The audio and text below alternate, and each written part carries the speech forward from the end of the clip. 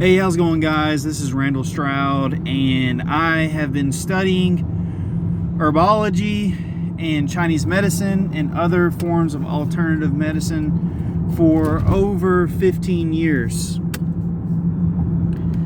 And I want to talk about in this video some of my favorite herbs, minerals, vitamins, you name it, for just overall health.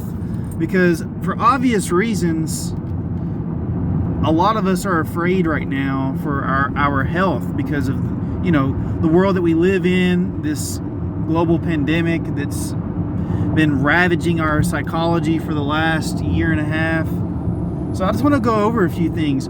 First and foremost is vitamin D, which is a really funny name. It's a bit of a misnomer, but vitamin D is actually a hormone. A lot of people don't know this, but vitamin D is actually a hormone, and it controls nearly every function in your body. Well, I don't want to say control, but regulate. It regulates nearly every chemical process in your body. And we can get vitamin D through sunlight. And it's funny because so many of us nowadays spend so much time indoors, working in an office cubicle, or just staying inside playing video games or being on the computer all day. We lack vitamin D. If you test anybody right now for their vitamin D levels, there's a very good chance that they're going to test low. And there's all kinds of great books on vitamin D, but definitely get your levels tested and make sure that you have adequate vitamin D in your blood. Vitamin D is also crucial for immune system health, so make sure that you're supplementing. I like to get 5,000 international units a day at least, because I don't get to spend a whole lot of time in the sun because I work in an office quite a bit and it's tough for me. Now, secondly is olive leaf extract. Olive leaf is a miracle herb. It is a miracle herb. This herb goes back to the biblical days. The olive or the olive leaf is mentioned all throughout the Bible. And even olive oil. This plant is just a miracle plant. In some countries, it has been rumored to even cure malaria. Don't know if it's true. I'm not making that claim, but I've read a lot of medical journals and eyewitness accounts that British travelers going to India and other Southeast Asian countries and Northern Africa that once contracted with malaria, they took high doses of olive leaf and cured it, got rid of the malaria. And come to find out that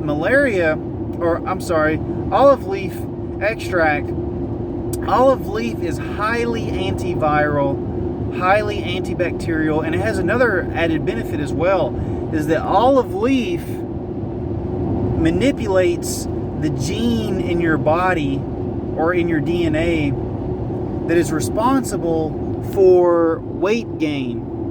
Okay?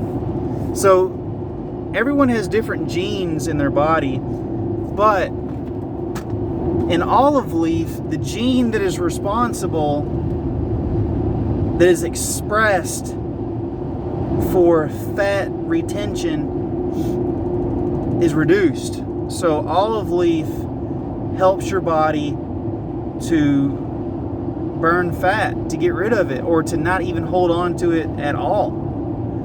And it helps to regulate your blood pressure. There's a reason why people that live in the Mediterranean have less health problems, because they include olive oil and they use olive leaf in a lot of their culinary dishes. Okay, next.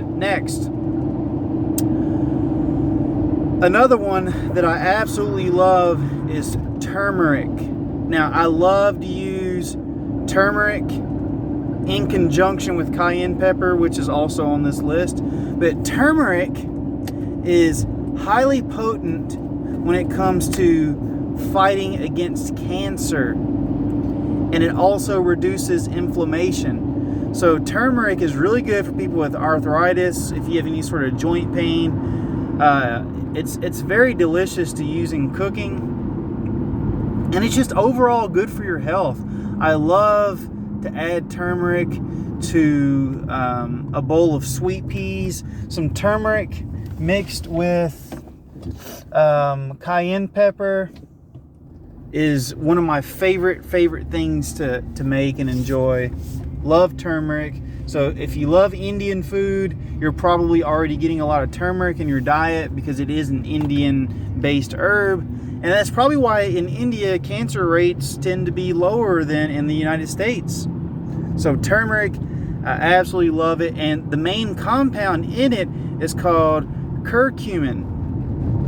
And you can actually buy it in supplement form where it's isolated from the turmeric. So it's a wonderful herb. I can make a whole video on it, but I want to keep going here. Another one of my favorite herbs to take is oregano oil. Oregano oil is similar to olive leaf. It is highly antiviral. It is highly antibacterial. And it also helps to reduce the gene in your body that is expressed in fat retention. So again, if you're having trouble with losing weight, including olive leaf and oregano oil in your diet is highly advisable.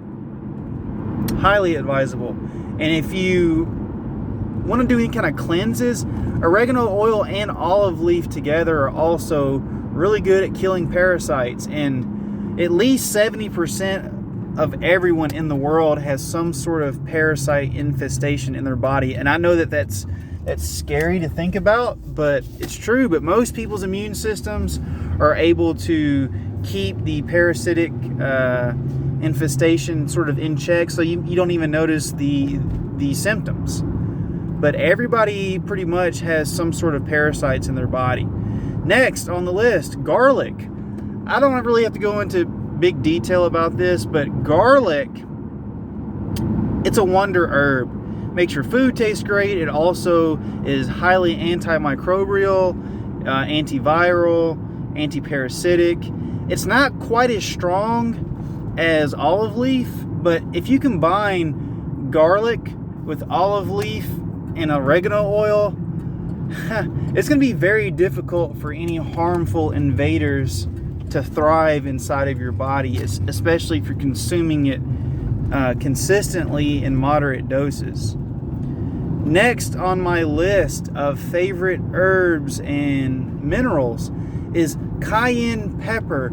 Cayenne pepper, again, is very, very potent in its ability to burn fat. It actually increases the thermo temperatures in your body.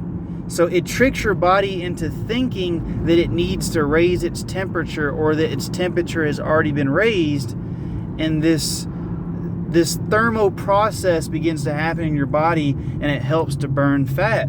It also reduces pain because it tricks your body into diverting pain signals away from other areas in your body towards the burning sensation caused by capsaicin. Capsaicin is the chemical responsible for the burning feeling on your tongue when you eat it. And it's also really good for blood circulation. So if you suffer from varicose veins, or you're trying to prevent them from happening in the first place, cayenne pepper is really good for circulation problems. But if you have rosacea, it can make rosacea worse. So all these herbs that I'm talking about, before you take them, make sure you're going on like Earth Clinic, or you're doing your own research, because these herbs can cause, flare-ups for certain people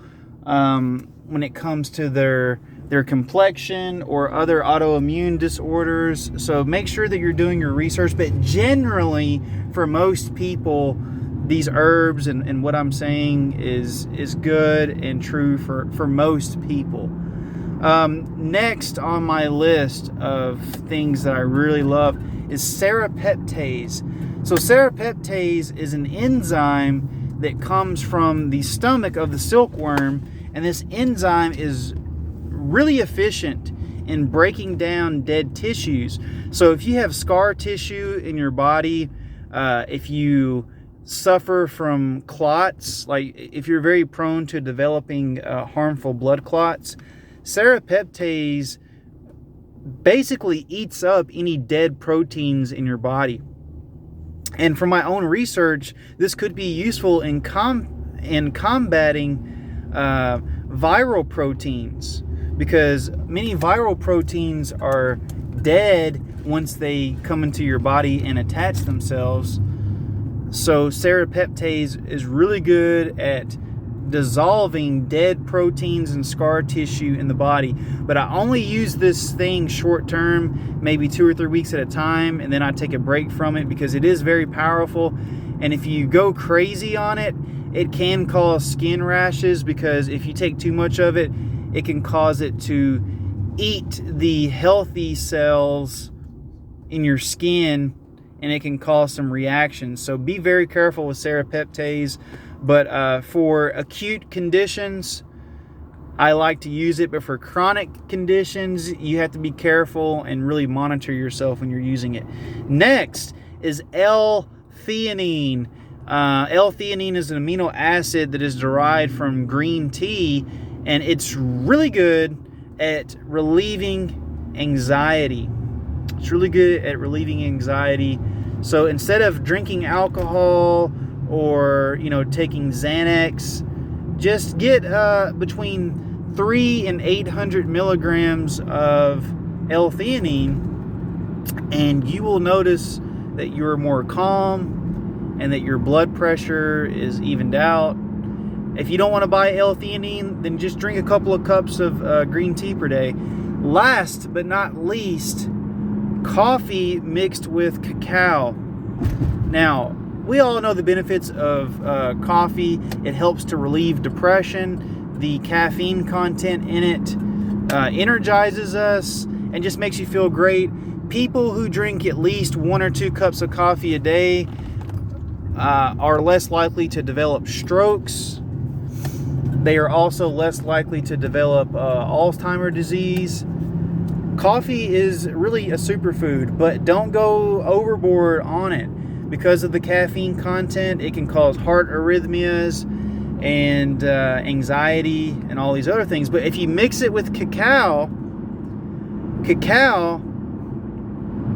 actually reduces the jittery effect, the jittery side effect from coffee, and it helps you to remain calm, and it increases circulation to the brain, so it actually helps you to focus and think more quickly. So cacao and coffee as a mixture is, I drink it every morning whenever I wake up, and it is a godsend. I absolutely love it. And there is another chemical in cacao. I don't know if I'm pronouncing this correctly, but it's called Theobromine or Theobromine.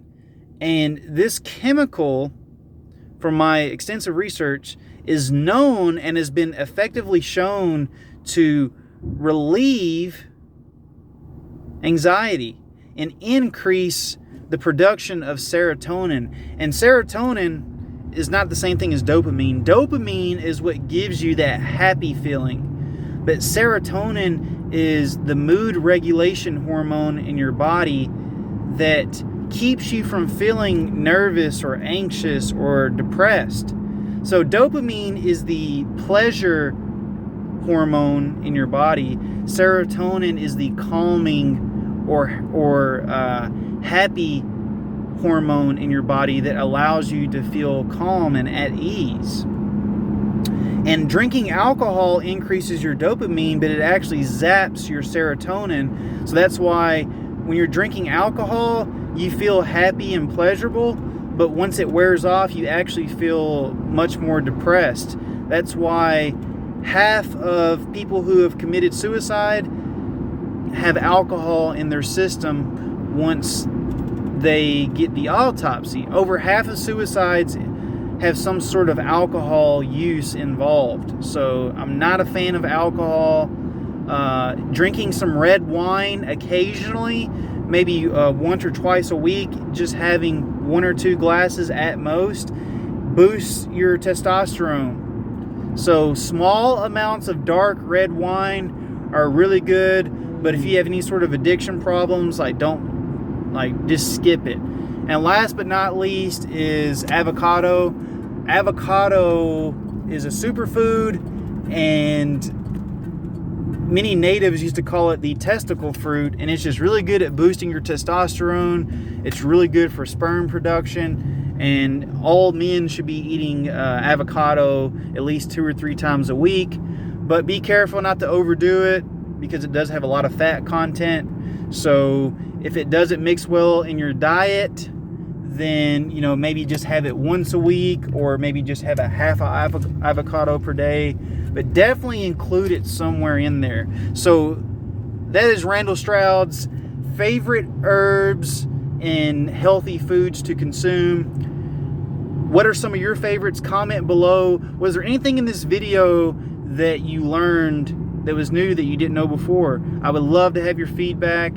Thank you so much. Share, subscribe, like this video, and be on the lookout for the next one.